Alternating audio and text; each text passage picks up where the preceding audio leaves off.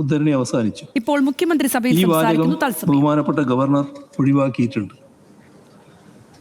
മന്ത്രിസഭ അംഗീകരിച്ച നയപ്രഖ്യാപന പ്രസംഗത്തിലെ ഖണ്ഡിക 16 അവസാന വാചകം ഇപ്രകാരമാണ്: നികുതി വിഹിതവും ധനകാര്യ കമ്മീഷൻ ഗ്രാന്റുകളും സംസ്ഥാനങ്ങളുടെ ഭരണഘടനാപരമായ അവകാശങ്ങളാകുന്നതും ഔദാര്യമല്ലാത്തതും ഈ ചുമതല ഏൽപ്പിക്കപ്പെട്ടിട്ടുള്ള ഭരണഘടനാ സ്ഥാപനങ്ങൾക്ക് മേലുള്ള ഏതൊരു സമ്മർദ്ദവും ഫെഡറൽ തത്വങ്ങളെ ദുർബലപ്പെടുത്തുന്നതുമാണ്.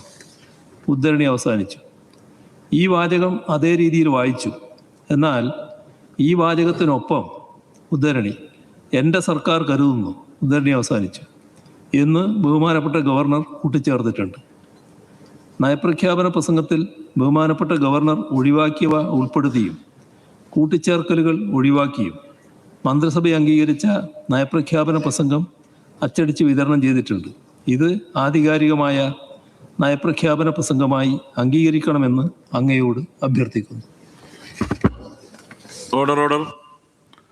ബഹുമാനപ്പെട്ട മുഖ്യമന്ത്രി ഇവിടെ ചൂണ്ടിക്കാണിച്ചത് വളരെ സുപ്രധാനമായ ഒരു കാര്യമാണ്. നിയമസഭയെ ബഹുമാനപ്പെട്ട ഗവർണർ അഭിസംബോധന ചെയ്തുകൊണ്ട് നടത്തുന്നത് ഗവൺമെൻറ് വേണ്ടി ക്യാബിനറ്റ് അംഗീകരിച്ച പ്രസംഗമാണ്. അതിൽ നിന്ന് വിട്ടുപോകുന്നതോ വ്യതിചലിക്കുന്നതോ ആയിട്ടുള്ള പരാമർശങ്ങൾ ഔദ്യോഗികമായി അംഗീകരിക്കുന്നതല്ല. അതാണ് നമ്മുടെ സഭയുടെ കീഴ്വഴക്കം. മുൻകാലങ്ങളിൽ സമാന സന്ദർഭങ്ങളിൽ പല പ്രാവശ്യം സഭാധ്യക്ഷന്മാർ ഇക്കാര്യം വ്യക്തത വരുത്തിയിട്ടുള്ളതുമാണ്.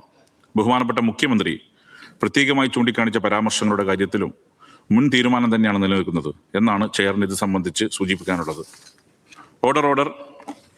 ബഹുമാനപ്പെട്ട ഗവർണറുടെ പ്രസംഗത്തിൻ്റെ കോപ്പി ബഹുമാനപ്പെട്ട അംഗങ്ങൾക്കും പത്രപ്രതിനിധികൾക്കും ഇപ്പോൾ വിതരണം ചെയ്യുന്നതാണ്.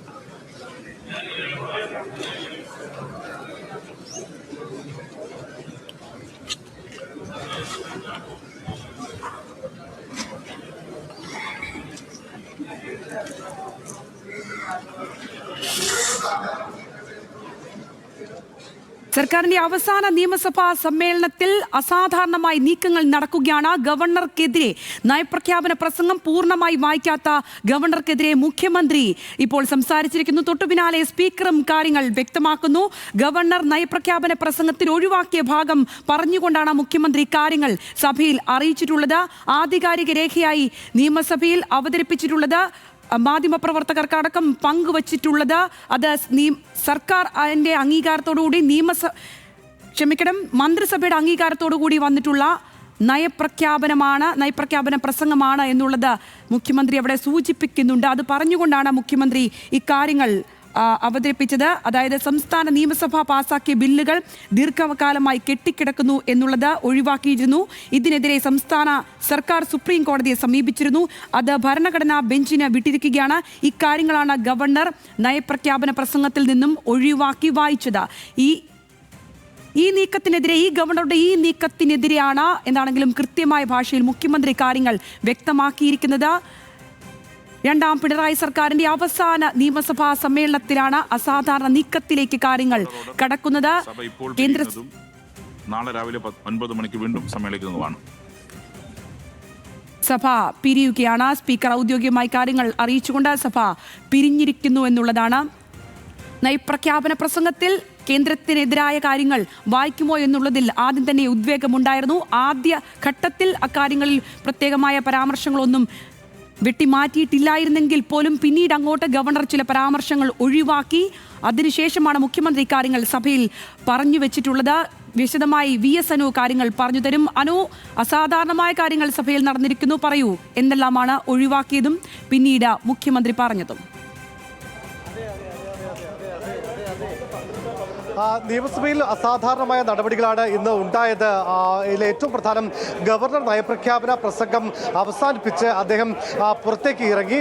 ഗവർണറെ മുഖ്യമന്ത്രിയും അതുകൂടാതെ തന്നെ സ്പീക്കർ എൻ ഷംസീറും പാർലമെന്ററി കാര്യമന്ത്രി എം പി രാജേഷും ഉൾപ്പെടെയുള്ളവർ യാത്രയാക്കുകയും ചെയ്തു. പക്ഷേ അതിനുശേഷമാണ് തിരികെ എത്തിയ മുഖ്യമന്ത്രിയും ചില കാര്യങ്ങൾ പറയാനുണ്ട് എന്നുള്ള രീതിയിൽ അദ്ദേഹം ഒരു പ്രമേയം അവതരിപ്പിക്കുന്നു. അതായത് ഏറ്റവും പ്രധാനമായും സംസ്ഥാന നിയമസഭ പാസാക്കിയ ബില്ലുകൾ അത് ദീർഘകാലമായി കെട്ടിക്കിടക്കുന്നു. നമുക്കറിയാം, കഴിഞ്ഞ ആരിഫ് മുഹമ്മദ് ഖാന്റെ കാലം മുതൽ ഈ ബില്ലുകളുമായി ബന്ധപ്പെട്ട് ലോക്ഭവനും അതുകൂടാതെ തന്നെ സംസ്ഥാന സർക്കാർ തമ്മിൽ വലിയ തരത്തിലുള്ള നിയമ പോരാട്ടം പോലും അത് സുപ്രീം കോടതിയിൽ അടക്കം നടക്കുന്ന ഒരു സാഹചര്യമുണ്ട്. ആ കാര്യമാണ് ഈ പറയുന്ന നയപ്രഖ്യാപനത്തിൽ ഉണ്ടായിരുന്നത്. ഇത് ഭരണഘടനാ ബെഞ്ചിന് വിട്ടിരിക്കുന്നു ഇത് എന്ന കാര്യം അടക്കം ഈ നയപ്രഖ്യാപനത്തിൽ ഉണ്ടായിരുന്നു. സംസ്ഥാന മന്ത്രിസഭ അംഗീകരിച്ച നയപ്രഖ്യാപനത്തിൽ അക്കാര്യങ്ങൾ ഉണ്ടായിരുന്നു. പക്ഷേ ഗവർണർ രാജേന്ദ്ര അർലേക്കർ ഈ ഭാഗം വായിച്ചില്ല. ഈ ഭാഗം പിന്നീട് മുഖ്യമന്ത്രി ഗവർണറെ യാത്രയാക്കിയ ശേഷം തിരികെ സഭയിലെത്തിയ ശേഷം അദ്ദേഹം ഇത് വായിക്കുകയും മന്ത്രിസഭ അംഗീകരിച്ച നയപ്രഖ്യാപനം അത് പൂർണ്ണ രൂപത്തിൽ തന്നെ പാസ്സാക്കണം എന്ന് സഭയിൽ പ്രമേയം അവതരിപ്പിച്ചു.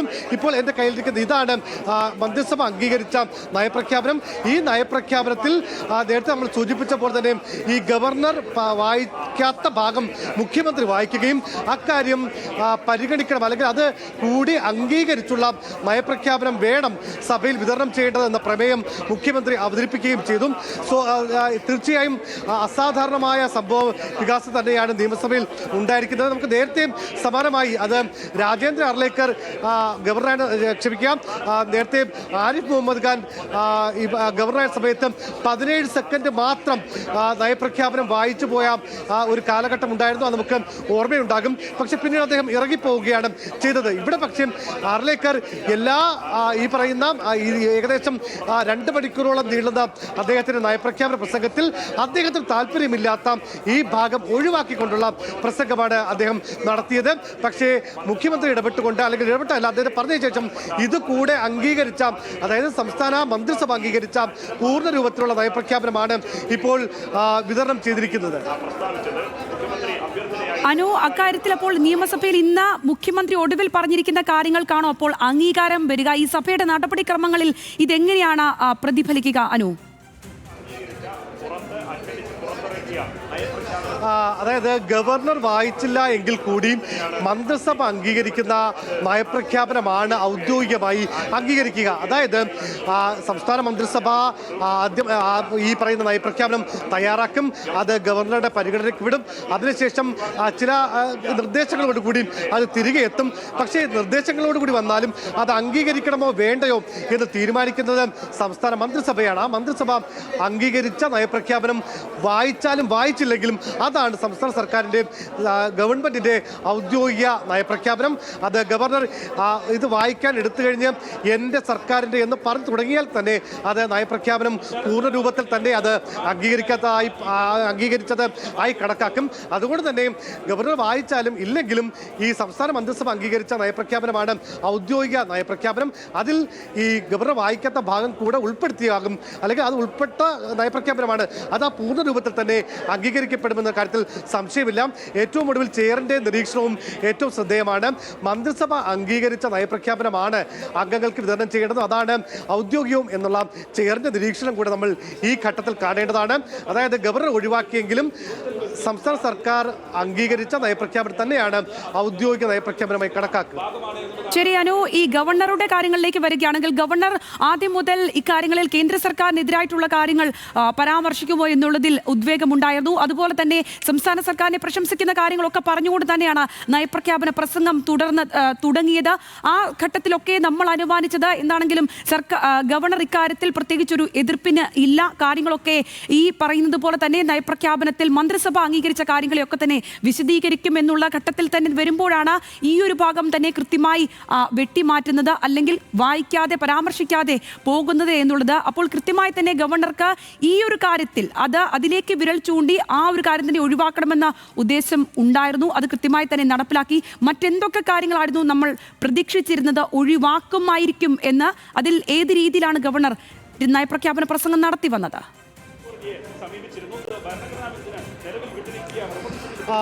നയപ്രഖ്യാപനവുമായി ബന്ധപ്പെട്ട് നമുക്കറിയാം പലയിടങ്ങളിലും കേന്ദ്ര സർക്കാരിനെതിരെ അതിരൂക്ഷമായ വിമർശനം ഉണ്ടായിരുന്നു. ഇപ്പോൾ ഇതിനകത്ത് 7-ാം പേജിൽ ഏകദേശം 2500 കോടി രൂപയുടെ വാർഷിക നഷ്ടത്തിലേക്ക് നയിക്കുകയും ചെയ്തു. കാര്യങ്ങൾ കൂടുതൽ സമ്മർദ്ദത്തിലാക്കിക്കൊണ്ട് കടമെടുപ്പ് പരിധിയിലെ നിയന്ത്രണവും IGST ക്രമീകരണവും കാരണം ഈ വർഷം മാത്രം സംസ്ഥാനത്തിന് 17,000 കോടി രൂപ നിഷേധിക്കപ്പെട്ടു എന്നടക്കമുള്ള വിമർശനമുണ്ട്.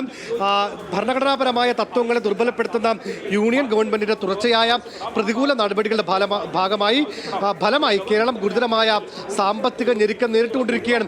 ഇത്തരം കാര്യങ്ങളൊക്കെ ഗവർണർ വായിച്ചു അദ്ദേഹം പക്ഷേ അതേസമയം ഈ പറയുന്ന ബില്ലുകൾ പിടിച്ചു വെച്ചതുമായി ബന്ധപ്പെട്ട വിഷയത്തിൽ ലോക് ഭവനെയും അല്ലെങ്കിൽ അത് ഈ പറയുന്ന രാഷ്ട്രപതിക്ക് അയച്ച നടപടിയെയും പ്രതിപാദിക്കുന്ന ആ ഭാഗമാണ് ഗവർണർ ഒഴിവാക്കിയത്. സ്വാഭാവികമായും ഈ നടപടികളുടെയൊക്കെ ഒരു ആസ്ഥാനം എന്ന് പറയണമെങ്കിൽ നമുക്ക് ലോക് ഭവനെ പറയാം. കാരണം സംസ്ഥാന സർക്കാർ നിയമസഭ പാസാക്കിയ ബില്ലുകൾ പിടിച്ചു വയ്ക്കുക, ഈ പറയുന്ന കാലതാമസം വരുത്തുക, അതിനുശേഷം ഈ തമിഴ്നാടുമായി ബന്ധപ്പെട്ട വിധി വന്ന ഘട്ടത്തിൽ ഇത് രാഷ്ട്രപതിയുടെ പരിഗണനയ്ക്ക് അയക്കുക, അങ്ങനെ വലിയ തരത്തിലുള്ള ഈ ബില്ലുകളുമായി ബന്ധപ്പെട്ട ഒരു നിയമ പോരാട്ടം സുപ്രീം കോടതിയിലടക്കം സംസ്ഥാന സർക്കാരും ലോക് ഭവനുമായി നടക്കുന്നുണ്ട്, ഗവർണറുമായി നടക്കുന്നുണ്ട്. അത് ഇന്നലെയോ തുടങ്ങിയതല്ല, നേരത്തെ ആരിഫ് മുഹമ്മദ് ഖാന്റെ കാലഘട്ടം മുതൽ തുടങ്ങിയതാണ്. ഏതായാലും ആ വിഷയം ബില്ലുകളുമായി ബന്ധപ്പെട്ട പ്രത്യേകിച്ച് കേരളത്തിൻ്റെ നിയമസഭ പാസാക്കിയ നിയമപരമായ സഭ പാസാക്കിയ ബില്ലുകൾ പിടിച്ചു വയ്ക്കുന്ന അങ്ങേയറ്റം ജനാധിപത്യ വിരുദ്ധമായ നടപടിയാണ് സംസ്ഥാന സർക്കാർ നയപ്രഖ്യാപനത്തിലൂടെ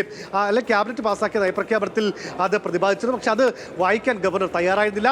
വായിക്കാത്ത ഗവർണർ അദ്ദേഹം സഭയിൽ നിന്ന് പുറത്തുപോയ ശേഷം അദ്ദേഹത്തെ യാത്രയാക്കിയ ശേഷം മുഖ്യമന്ത്രി തിരികെ എത്തി ആ ഭാഗം വായിക്കുകയും ഈ ഭാഗം കൂടെ ഉൾപ്പെടുത്തിയ നയപ്രഖ്യാപനം അംഗങ്ങൾക്ക് പ്രസിദ്ധീകരിക്കാൻ വേണ്ടി നൽകുന്നു എന്ന കാര്യം പറഞ്ഞുകൊണ്ട് അങ്ങനെ അത് അംഗീകരിക്കണം എന്ന പ്രമേയം അദ്ദേഹം സഭയിൽ അവതരിപ്പിച്ചു. സ്പീക്കർ AN ഷംസീറിന്റെ ചെയറിന്റെ നിരീക്ഷണവും ഏറെ ശ്രദ്ധേയമാണ്. അതായത് സംസ്ഥാന മന്ത്രിസഭ അംഗീകരിക്കുന്ന നയപ്രഖ്യാപനമാണ് ഔദ്യോഗികമെന്ന് അദ്ദേഹം പറഞ്ഞു. അല്പസമയത്തിനകം പ്രതിപക്ഷ നേതാവ് VD സതീശൻ ഉൾപ്പെടെയുള്ളവർ ഇവിടെ മാധ്യമങ്ങളെ കാണുമെന്നാണ് നമുക്കിപ്പോൾ ലഭിക്കുന്ന വിവരം. പ്രതിപക്ഷ നേതാവ് അടക്കം ഇവിടെ എത്തിയിട്ടുണ്ട്. ഏതായിരുന്നാലും കേരള നിയമസഭയെ സംബന്ധിച്ച് വളരെ അസാധാരണമായ നടപടികളാണ് ഇന്ന് ഉണ്ടായത്. പ്രത്യേകിച്ച് നയപ്രഖ്യാപനവുമായി ബന്ധപ്പെട്ട് ഗവർണർ ഒരു ഭാഗം ഒഴിവാക്കുന്നു, ആ ഒഴിവാക്കിയ ഭാഗം മുഖ്യമന്ത്രി വായിച്ച് അതുകൂടെ അംഗീകരിക്കണമെന്ന പ്രമേയം പാസ്സാക്കുന്നു. നേരത്തെ ഗവർണർ ഈ പറയുന്ന ആരിഫ് മുഹമ്മദ് ഖാൻ 17 സെക്കൻഡ് കൊണ്ട് മാത്രം നയപ്രഖ്യാപനം അവതരിപ്പിച്ച സഭയാണ്. അപ്പോൾ അത്തരം നേരത്തെയും ഇതുമായി ബന്ധപ്പെട്ട പ്രശ്നങ്ങളുണ്ട്. ഇപ്പോൾ തമിഴ്നാട്ടിൽ ഗവർണറുമായി ബന്ധപ്പെട്ട പ്രശ്നങ്ങൾ ഈ നയപ്രഖ്യാപനവുമായി ഏതാണ്ട് ഇപ്പം പ്രതിപക്ഷ നേതാക്കൾ ഇവിടേക്ക് എത്തുന്നു. നമുക്ക് അവരുടെ പ്രതികരണത്തിലേക്ക് കടക്കാം. പ്രതിപക്ഷ VD സതീശൻ ഉൾപ്പെടെയുള്ളവർ ഇവിടെ എത്തിയിട്ടുണ്ട്.